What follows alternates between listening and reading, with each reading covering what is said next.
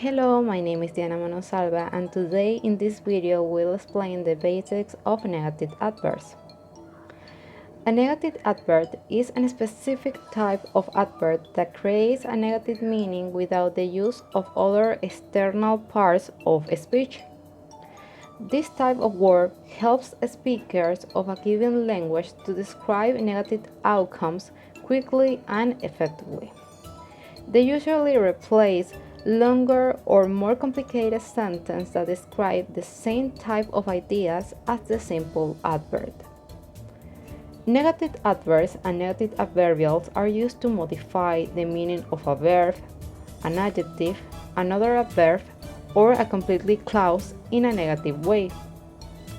You probably know them without realizing it, but I am going to introduce you the most well-known adverbs: no and not.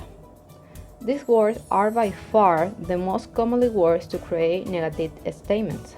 However, although they have the same meaning, they are used differently. Not is used as an adverb to modify verbs.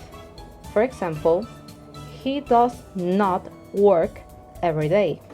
On the other hand, the word no as an adverb is used most of the time to make comparisons. An example could be, his experience was no different from mine.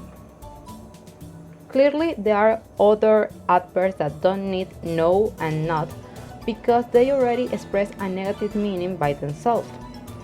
There are adverbs to say almost not, such as hardly, barely, and scarcely. To say no often, like no longer, rarely, seldom, barely ever, hardly ever, and never. We have adverbs to say that two events occur in quick succession, such as hardly, barely, scarcely, and no sooner.